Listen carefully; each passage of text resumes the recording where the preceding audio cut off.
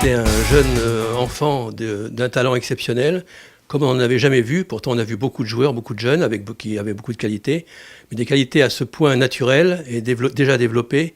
On n'avait jamais vu ça. Donc, il avait d'ailleurs un classement déjà étonnant pour son âge, puisqu'il avait 9 ans.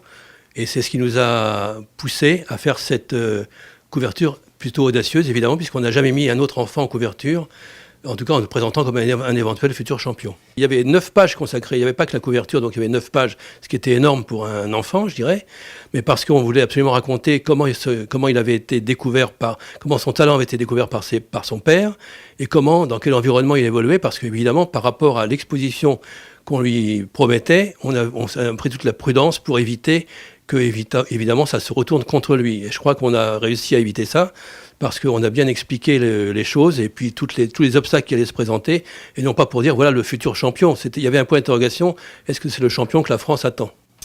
Est-ce que c'était le champion que la France attendait ?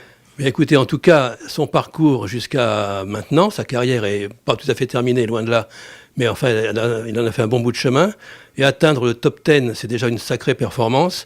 Atteindre des demi-finales à Wimbledon et maintenant donc à l'US Open, c'est effectivement la réalisation de promesses qui étaient extraordinaires et qu'on peut dire qu'il a tenu, même si, bien évidemment, on rêve toujours qu'un champion soit numéro 1, gagne des grands chelems. Maintenant, ça reste encore éventuellement au programme, mais disons qu'il a rempli le contrat qu'on lui avait promis, si je puis dire. Quand Richard est venu jouer les Petits As, il avait 13 ans.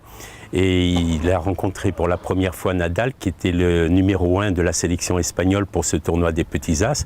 Et il se trouve que ce quart de finale a duré plus de 2 heures, presque 2 heures et demie, puisque le score a été de 6-7, 4 dans le tie-break, 6-3, 6-4 pour Richard.